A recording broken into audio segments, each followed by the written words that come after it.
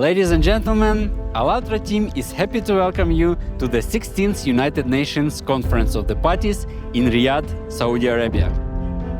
Multi-stake dialogues aim to provide a collaborative space for non-state and state actors to shape together the future of land restoration, conservation, and drought resilience. COP16 provides an opportunity to exchange ideas, provide feedback, and explore practical pathways towards the ambitious UNCCD goal of 1.5 billion hectares of restored land by 2030. Our land, our future, take care of the land. Land is not an infinite resource. You have to take care. Land gives us everything.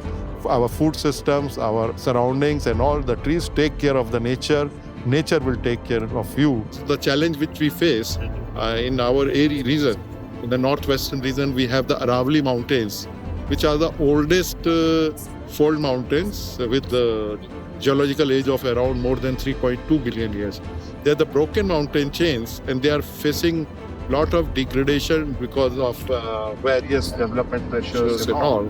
We are planning to have the Aravalli Green Wall project with the support of the Ministry of Environment, Forest and Climate Change, Government of India.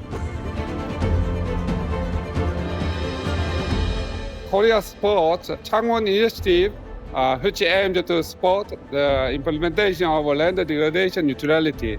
Through Changwon initiative, GDP supports addressing the land degradation in various countries by forest restoration, sustainable land management, etc. While the PFI supports harmonization of the affected areas such as war, drought, and water scarcity by reforestation. The city of Changwon actively supports the Sustainable Development Goals set by the United Nations, showcasing successful examples of urban policies aimed at environmental sustainability, combating climate change, and improving the quality of life. We are a global professional society with about 5,000 members in almost 140 countries around the world. And our mission is to advance the science, practice, and policy of ecological restoration in order to enhance biodiversity or sustain biodiversity, enhance resilience in a changing climate, and also to reestablish an ecologically healthy relationship between culture and nature, between people and nature. Everything we do is for both nature and people.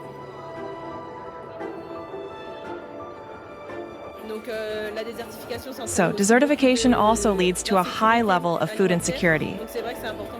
So it's true that it's important for me to be able to bring this to the fore and try to take action so that things can move forward in the coming years. You know that Mongolia is actually around 67% areas somehow degraded.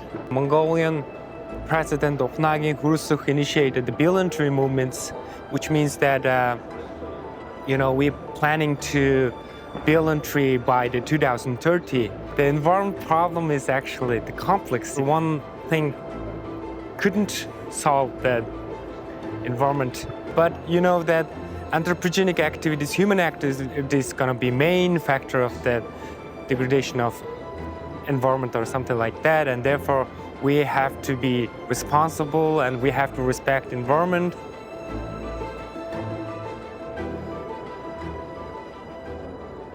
If I ask anybody what's the main reason of the desertification and the climate change, he will say the human activities and these things.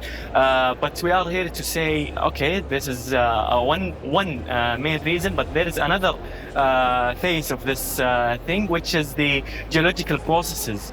We use trees, forests, and agroforests to mitigate desertification and to address the impact of climate change, the impact of poverty and all that. Our mission is to harness the power of trees and forests. So we are here to share our tools and methods and also to create partnership. I mean, coming from Africa, where the impact of there are development challenges, there are climate challenges, there are many challenges. So I think this is time from making promises to real action. So if it's not now, and where? Climate change is our reality. And that's why we must work towards sustainable management of our land resources.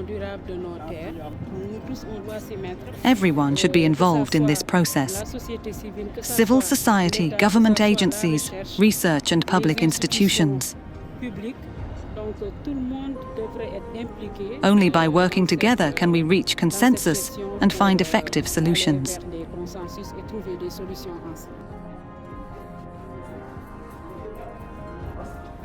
We're not giving the conditions to the future generations which we inherited. So we need to regenerate the planet before we get to sustainability. Nature has to function. We don't need to take care of nature, it takes care of itself. We need to understand that if nature does not function, we're gone. And I'm from Tanzania, from an organization called LEAD Foundation. It's a local NGO based in the capital city of Tanzania, Dodoma.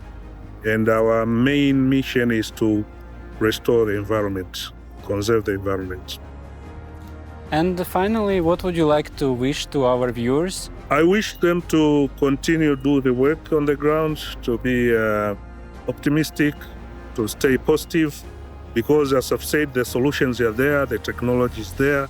All we need is financing, but the willing of the people to start implementing these interventions and solutions on the ground. Yeah. Together we can restore our degraded land.